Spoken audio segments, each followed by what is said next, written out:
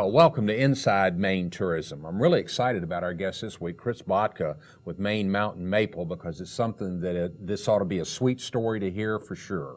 And maple syrup sundae and what that product brings to the state. I mean, as a child growing up here, it's one of the fondest memories that you always hold, because at least at one point in your life you participated in Maine Maple Syrup Sunday.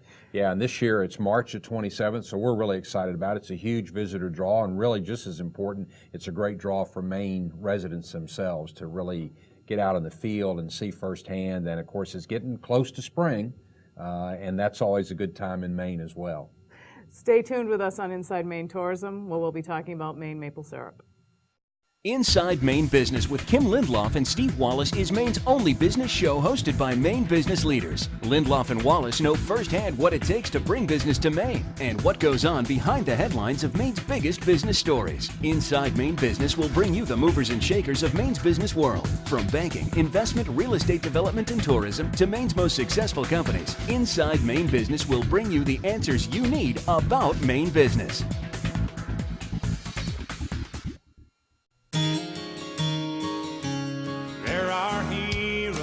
My dad fixed things for everyone. Whose names we never hear, reaching out to help their fellow man.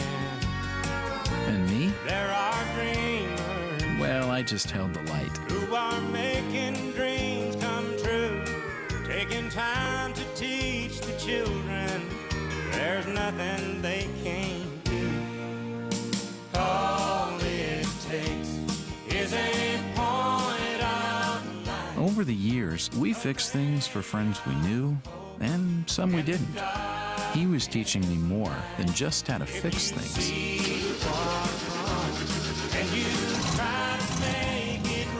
Teaching by example. Pass it on. A message from the Foundation for a Better Life. First Park is Maine's premier business and technology center, located in Oakland, just north of the state capitol in Augusta. It is a designated Verizon Smart Park. Many companies have chosen Maine and First Park as a business location. A superior technology infrastructure, economic incentives, and an available world-class workforce are some of First Park's valuable assets. Go to firstpark.com to learn more about First Park. It's the successful address for business. Fresh snow, fresh air, and incredible scenery awaits you in the Kennebec and Moose River valleys this winter. Enjoy an endless number of high-quality groomed snowmobile trails and places to stay. If you like winter fishing, you'll find world-class ice fishing in the Kennebec Valley. In addition to art and antique galleries and a wide array of restaurants to suit every palate. Visit us soon at www.kennebecvalley.org to download or request our travel guide and create your winter memories in the Kennebec and Moose River valleys today. Turn your unwanted gold and jewelry into instant cash. Maine Gold and Silver wants to buy your gold and jewelry no matter what its condition. Gold is gold, and that means cash in your pocket. Don't trust your valuable gold to some unknown buyer via mail. Bring it to us and talk with our buyer face to face. It's the fastest, safest, most reliable way to convert your gold into instant cash. Maine Gold and Silver, making our customers friends for a lifetime. Welcome to Inside Maine Tourism. We're really excited today. Our guest is Chris Botka with Maine Mountain Maple, and we're going to learn everything you need to know about that wonderful Maine product, Maine Maple Syrup, that's so unique to our state. Chris, it's really interesting to me because I remember reading somewhere a while back on this. It takes an awful large amount of maple syrup to get just 1 gallon of syrup, and I can't remember what that number was. Absolutely, Vaughn. The normal number is 40 gallons of sap to 1 gallon of syrup, and that's based on 2.2 to 2.4% sugar in the sap. If the sugar content drops during the season, as we've known it to be, you could go up as much as 66 gallons of sap to 1 gallon of syrup. Geez, that is quite a ratio.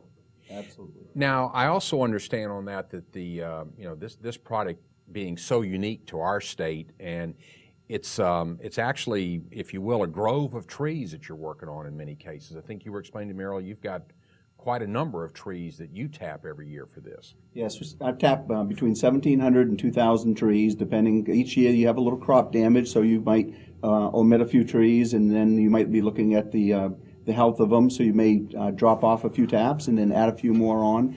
And we've also learned over the years that we don't need to tap a tree any more than usually one per 18 to 20 inches. And once you go over 20 to 28, you can tap it twice. But your yield that you're going to have from a tree, one tap is going to do the number. Kind of like if you had a garden hose and you pricked it once, you'd have good pressure. You prick it twice, and you'd lose your pressure. I see. Okay. Now, you're up in the Rangeley area doing this, and I know that you're a Maine native, grew up in Farmington, 20 years in the Air Force, came back to Maine, as a lot of folks do. So, and your dad was in this business as well, you were telling me. My father started out doing this just like anybody that was in the farming business. Even though he was a machinist in the paper mill, we had to come up with our own potatoes and our own vegetables, and we had to come up with our own sweets, which would be maple syrup. And I think the tradition of the Maine Sunday was that we would make our own homemade vanilla ice cream, and then we'd pour the maple syrup over that. So it was quite a treat. Well, Kim, I'm sorry, I know you growing up in Maine, you're very familiar with it. Most of the maple syrup I'd ever seen was in one of those phony containers down south. We didn't have the real thing, but you're pretty familiar with it. Well, it's funny because I'd never had fake maple syrup until a few years ago when I was, it takes you aback when you're born and raised having that. Growing up, you're right. Every March, Dad would drag us to the little sugar camp over in Benton, Mr. Bassford, I think it was, and we would go there and we'd get the candy and we'd talk him into buying some for Graham, and then we try to talk him into letting us open it in the car before we got to my grandmother's. Yes, it's a wonderful family tradition. So you've been doing this for a number of years now. How do you find the market out there?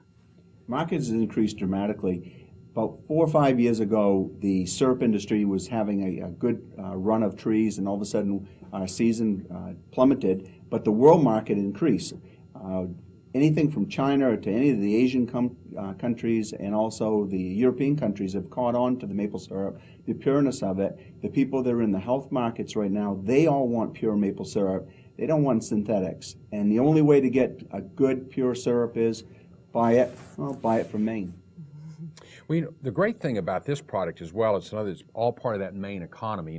We forget sometimes how important tourism is to Maine, and one of the really great things I think about this is it's something, as you can see by the packaging that Chris has brought with him today, it's in all sizes, and it's something you can take back. It's kind of a gift that keeps giving, if you will, because it is so unique to Maine, and it's one of those things that, once again, that sets our state apart. The Maine-made product has really taken on a cachet of its own, from the potatoes to the blueberries and certainly to the Maine maple product itself. Now, you mentioned earlier, too, in talking about candies and things that are made from it as well. I know I've had the Maine maple candy before, which is very unique. And it must be used in a lot of other food items as well as an enhancement, I would think. Yes, it is. We can use it for several different types of flavorings or a standalone of its own. A lot of people in the past always said maple syrup, well, it's for pancakes, but maple syrup is much more than for pancakes. And we've been using it in different blends, anything from blended into your beans, which is an old favorite type of way of doing it, but we also have substituted honey because the honeybee crops have had some tragic things that have gone on in the past few years. So we've been supplementing with the maple syrup. So you can have things like maple mustard chicken, which is a great delicacy. You can marinate your scallops in it. Lobster tails and the maple butter is also excellent. So there's a lot of things in the gourmet world that they've been going to the pure maple syrup, and for the pure reason of having the no synthetics that are in there, no blends, and absolutely no other unintegrity style of syrups. I think you see some of the finer, to your point, some of the finer restaurants around the state incorporating more Maine-made products into their menus, and you see you'll see like a maple glaze on salmon. And so do you market your product, I mean, obviously directly to consumer, but are you also going through a distributor? Or are you trying to get to restaurants directly or go through a distributor company? Or? Well, because I have two great daughters that are in the business world themselves, and one graduated UMO and another graduated Johnson and Wales. They've actually helped me on how to market, explore the different markets, and so we've gone out into areas from anything from weddings and doing wedding favors to selling it in high-end restaurants.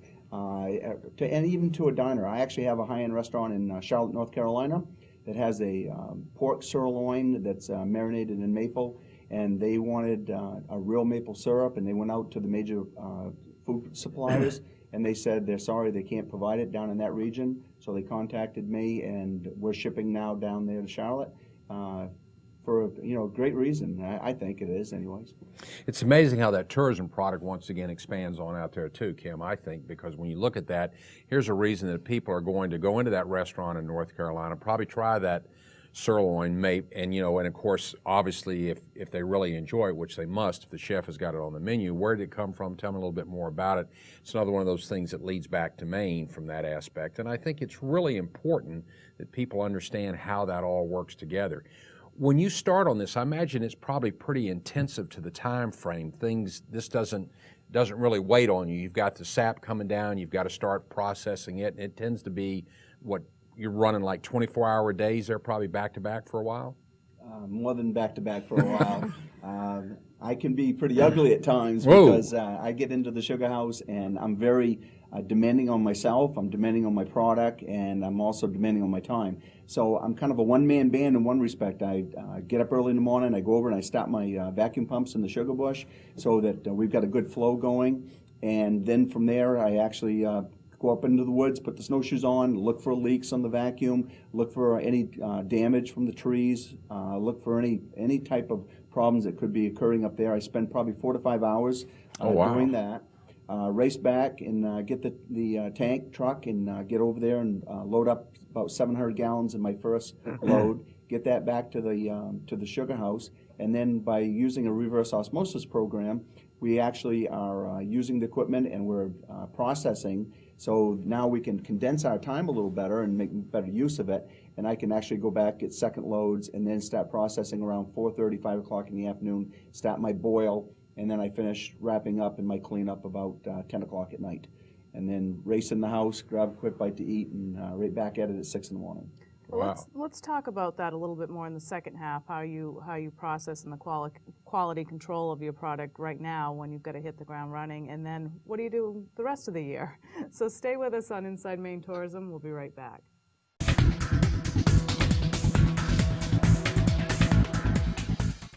First Park is Maine's premier business and technology center, located in Oakland, just north of the state capitol in Augusta. It is a designated Verizon Smart Park. Many companies have chosen Maine and First Park as a business location. A superior technology infrastructure, economic incentives, and an available world-class workforce are some of First Park's valuable assets. Go to firstpark.com to learn more about First Park. It's the successful address for business.